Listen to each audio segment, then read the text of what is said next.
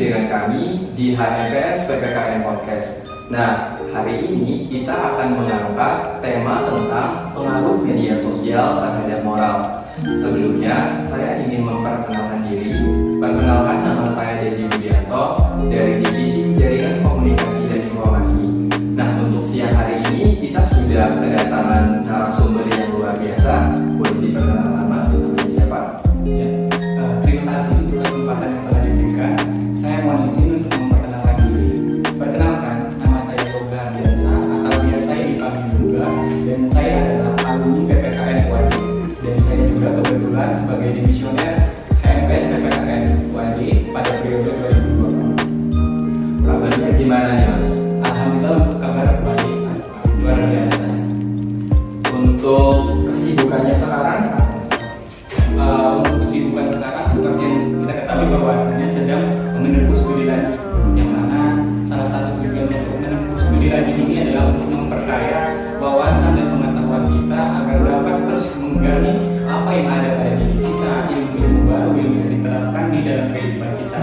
Nah, selain itu saya juga aktif di beberapa organisasi, yaitu di KMP atau Keluarga Mahasiswa Pasca Sarjana Program Studi PPKN Universitas Negeri Yogyakarta. Dan kebetulan saya juga diamanahi sebagai koordinator divisi jaringan komunikasi dan informasi di periode tersebut. Seperti itu.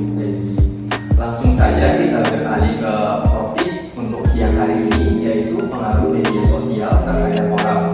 Nah, seperti yang kita ketahui, media sosial itu ialah sebuah teknologi media online yang menghubungkan antara satu orang dengan yang lain. Yang contoh media sosial yang sekarang sedang booming itu ada TikTok, Instagram, Facebook ataupun WhatsApp. Nah, pada masa sekarang media sosial itu seakan menjadi candu. Kemana-mana kita itu kalau nggak buka sosial media itu kayak ada yang kurang gitu.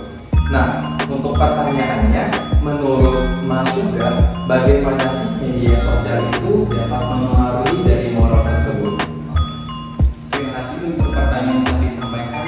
Dan sini sangat menarik sekali tema kita pada hari ini, yang mana terkait bagaimana sih pengaruh media sosial terhadap moralitas seseorang. Nah, seperti yang sudah dijelaskan tadi, bahwasannya media sosial ini tidak akan pernah di era sekarang luput dari setiap orang, yang mana media sosial ini merupakan salah satu dampak dari adanya globalisasi. Nah, media sosial ini tentunya mempunyai dampak positif maupun negatif. Apa sih kaitannya dengan moralitas seseorang? Nah, ketika kita berbicara moralitas, berarti kita berbicara tentang perilaku seseorang, tolak ukur baik dan buruk ketika seseorang mengasumsikan sesuatu. Nah, di situ pengaruhnya terhadap moralitas itu ketika kita melihat konten media sosial, baik itu Instagram, TikTok ataupun media sosial lainnya, tentunya ada konten ataupun postingan-postingan yang mengandung unsur yang bisa memberikan dampak positif kepada diri kita, dan ada juga postingan yang mengandung dampak negatif, yang mana ketika kita membicarakan dampak positif dari media sosial ini, bahwasanya dengan adanya postingan-postingan tersebut, kita bisa mengakses informasi dimanapun dan kapanpun. Nah, di situ kita juga bisa memperkaya ranah pengetahuan kita. Itu adalah salah satu dampak positif dari adanya media sosial. Selain itu, dampak negatif dari media sosial itu salah satu hal yang menjadi tantangan yang perlu diminimalisirkan oleh kita, terutama calon pendidik, yang mana mungkin dampak negatif dari adanya media sosial ini yaitu adanya istilahnya itu penyebaran hoax, salah dan sebagainya. Kenapa? Ketika kita mengakses media sosial itu tidak adanya batasan.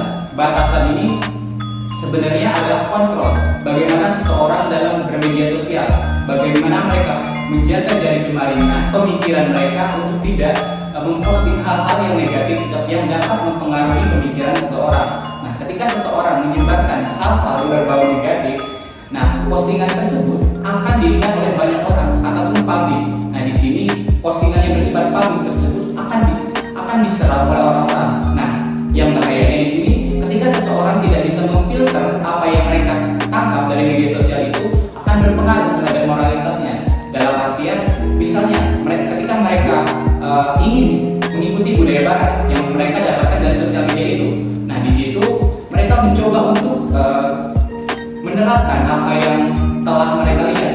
Nah, di sini belum tentu budaya barat yang ada tersebut sesuai dengan nilai-nilai yang ada di Indonesia khususnya, karena setiap negara ataupun setiap daerah juga mempunyai kebudayaannya masing-masing, sehingga apa yang mereka dapat, apa yang mereka lihat itu jika tidak difilter dengan baik akan berpengaruh terhadap moralitas seseorang. Jadi di sini perlu adanya filter begitu ya Mas? Iya, saya benar sekali. Ya, selaras dengan itu makin kesini ini kayak media sosial itu dimanfaatkan untuk ujaran kebencian. Nah, di sini menurut Mas Yoga, bagaimana sih tata krama dalam bermedia sosial itu yang baik?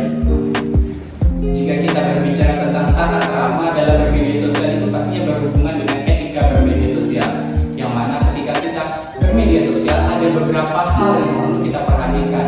Yang pertama, misalnya kita tidak mempublikasikan informasi-informasi pribadi ataupun yang bersifat privacy dari diri kita. Karena apa? Ketika kita mengumbar ataupun memberikan informasi tentang pribadi kita, maka akan banyak orang mengetahuinya. Nah, dengan banyak orang yang mengetahuinya, ada banyak celah untuk orang istilahnya itu memberikan asumsi-asumsi negatif kepada kita, sehingga hal-hal tersebut perlu kita hindari ataupun cegah untuk meminimalisir hal-hal ataupun asumsi-asumsi negatif dari masyarakat. Nah, yang kedua itu kenapa seseorang perlu menjaga bagaimana pola pikir mereka, apa yang mereka dapatkan melalui pengalaman mereka. Kenapa? Ketika kita berbicara pola pikir dan pengalaman, itu merupakan satu kesatuan. Ibaratnya jembatan, mereka saling berhubungan. Nah, ketika kita mempunyai pengalaman, pasti kita berpikir, oh apa sih yang kita pelajari dari pengalaman kita. Nah, ketika kita mendapatkan pengalaman yang baik, tentunya boleh kita share ke media sosial, karena nantinya dampaknya pun atau impactnya pun akan bersifat positif. Nah, jika kita mendapatkan hal-hal negatif, itu tidak perlu kita publikasikan di media sosial, karena ini akan menjadi hal-hal yang bersifat negatif. Selain hal-hal yang bersifat negatif yang nantinya akan menjadi konsumsi publik, maka akan berpengaruh juga terhadap penilaian orang-orang kepada kita, seperti itu. Oh, berarti di sini kita perlu lebih teliti lagi untuk memposting apa yang perlu kita posting begitu ya Mas? Ya, benar. Selanjutnya saya penasaran nih bagaimana tanggapan Mas terhadap remaja yang terlalu dalam bermain media sosial, misalnya yang kayak seharian scroll TikTok, seharian bahkan buka Instagram, dan waktu-waktunya itu terbuang percuma gitu, menjadi tidak produktif. Itu bagaimana Mas? Kalau dari pandangan saya, itu mungkin bagaimana seseorang dapat mengkontrol dirinya. Awareness di sini sangat-sangat perlu ya dalam bermedia sosial, karena seperti yang sudah dijelaskan tadi, bahwasanya ketika kita tidak bisa mengkontrol diri kita sadar akan kehidupan kita, maka kita akan terlelap oleh dunia maya itu. Jadi peran orang-orang di sekitar kita itu sangat penting. Misalnya ketika kita bermedia sosial, kita perlu membuat ataupun menyusun jadwal dalam artian di sini kita harus mengatur rencana apa yang akan kita lakukan. Di situ dengan adanya rencana tersebut, kita bisa mengkontrol waktu yang ada pada ketika kita melakukan atau membuka media sosial tersebut. Nah, selain itu, bagaimana kita dapat mengetahui apa sih kelemahan kita itu. Nah, ketika kita mengetahui kelemahan kita, khususnya dalam bermedia sosial, maka kita harus belajar. Kita tidak bagaimana kita membatasi diri kita untuk terus improvisasi diri agar kita bisa memperbaiki apa yang telah pernah terjadi. Misalnya kita telah sering scroll, oh ini menjadi kelemahan kita. Nah, dari situ kita belajar bahwasannya nanti kalau saya scroll sosial media dan sebagainya itu tidak melupakan waktu. Nah, dari yang terakhir itu kita harus sadar bahwa kehidupan itu bukan hanya di media sosial saja, tetapi masih ada orang-orang di sekeliling kita yang membutuhkan kita. Dalam artian di sini, ketika kita scroll media sosial itu hanya berdampak di dunia maya, tetapi juga memang berdampak di kehidupan nyata. Tapi kita tidak jangan sampai melupakan bahwa kehidupan nyata yang sesungguhnya. Dalam artian kita dibutuhkan. Ketika kita hidup, pastinya kita harus berdampak pada orang lain. Nah, kalau kita scroll media sosial, membuka media sosial tanpa tahu waktu, berarti kita hanya menghabiskan waktu di satu tempat saja. Kita tidak bisa mencari keberkahan lainnya lainnya di tempat-tempat lainnya secara langsung kontak fisik seperti itu. Oh, berarti di sini pentingnya manajemen waktu begitu ya Mas? Benar. Ya, kita beralih ke pertanyaan selanjutnya. Seperti yang Mas Yoga katakan tadi bahwa media sosial itu tempatnya kita memposting segala hal. Orang-orang di situ bebas untuk memposting apa yang mereka ingin posting. Nah, menurut pandangan Mas, apakah di sini perlu adanya batasan usia dalam media sosial itu? Terima kasih untuk pertanyaannya. Jika kita berbicara batasan usia ya, mungkin suatu hal yang sangat penting sih. Dan ini perlu diterapkan bagi khususnya orang tua yang sudah berumah tangga dan mempunyai anak. Nah, dalam artian ketika kita berbicara batasan usia dalam bermedia sosial itu tergantung bagaimana keluarganya dalam mendidik mereka. Dalam artian ada orang tua yang memberikan handphone dan sebagainya itu ketika mereka masih kecil, misalnya sudah TK sudah dikasih handphone dan sebagainya. Ada juga orang tua yang memberikan penggunaan handphone itu ketika mereka mulai beranjak dewasa ataupun remaja. Nah, di sini sebenarnya jika kita ambil sisi positifnya, ketika anak dikenalkan media sosial dan handphone ya dalam konteksnya ini sedari kecil, itu ada efek negatifnya, positifnya. Dalam artian anak-anak lebih suka mempelajari sesuatu hal-hal yang menarik. Nah, di sini kita punya bantuan konten-konten seperti di YouTube, Instagram dan sebagainya. Dalam artian nantinya akan ada konten-konten yang bersifat membangun mereka untuk terus belajar. Dan misalnya bagaimana mereka mengenal huruf. Nah, di situ misalnya kita memberikan tontonan YouTube terkait pengenalan huruf dan sebagainya. Itu akan sangat menarik bagi anak-anak usia dini. Nah, di situ tapi apa sih yang menjadi impact negatif yang perlu dikontrol oleh keluarga ataupun ayah dan ibu mereka? Bagaimana mereka dapat memberikan batasan waktu kepada anak-anak tersebut agar tidak melebihi kapasitas yang seharusnya. Dalam artian HP yang digunakan untuk mengakses media sosial tersebut haruslah digunakan saat belajar saja, karena mengingat proporsi usia mereka belum cukup untuk melihat hal-hal yang istilahnya itu ada konten-konten vulgar dan sebagainya. Itu kan harus dikontrol oleh orang tua. Jadi penggunaan media sosial ataupun HP itu saat mereka belajar saja untuk khusus anak-anak. Nah, untuk usia remaja sampai dewasa itu mungkin adalah hal yang sulit ya bagi orang tua ya, untuk membatasi mereka, karena istilahnya itu remaja dan yang sudah beranjak dewasa sudah punya kehidupan sendiri.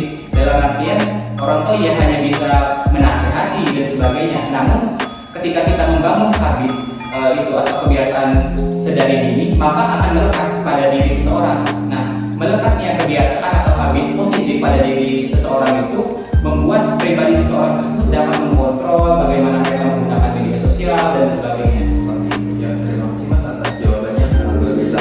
Nah, hal ini perlu diperhatiin sih buat ibu-ibu Indonesia yang anaknya sedikit rewel dikasih HP nonton YouTube. Pertanyaan selanjutnya, bagaimana sih pesan-pesan dari Mas Yogo untuk teman-teman di luar sana agar lebih bijak dalam bermedia sosial? Oke. Ketika kita berbicara pesannya adalah suatu hal yang sangat penting ya, khususnya dalam bermedia sosial di era sekarang. Mungkin pesan saya untuk seluruh mungkin yang menonton podcast ini ataupun masyarakat luas itu, ketika kita bermedia sosial hendaklah kita berpikir ataupun mengasumsikan diri kita untuk melakukan hal-hal positif. Dalam artian bagaimana kita mengkampanyekan suatu hal-hal positif di sini. Misalnya kita kaitkan dengan pendidikan Pancasila dan kewarganegaraan. Bagaimana sih kita bisa mengedukasi seseorang untuk dapat mencerminkan nilai-nilai Pancasila? Karena di situ selain kita bisa membantu tugas dari pendidik sebagai perantara dalam menyampaikan baik itu teori ataupun bagaimana transfer ilmu, adab dan sebagainya, itu ketika kita melakukan kampanye positif di media sosial akan membantu mereka untuk mengimprovisasi karakter seseorang agar menjadi lebih baik, khususnya dalam mencerminkan nilai-nilai Pancasila. Oke, sekian dari podcast kami ucapkan terima kasih kepada Mas Yogo. Terima kasih banyak Mas untuk waktu yang telah diluangkan di podcast ini. Sekian dari kami, wabillahi taufiq wal hidayah. Wassalamualaikum warahmatullahi wabarakatuh. wabarakatuh.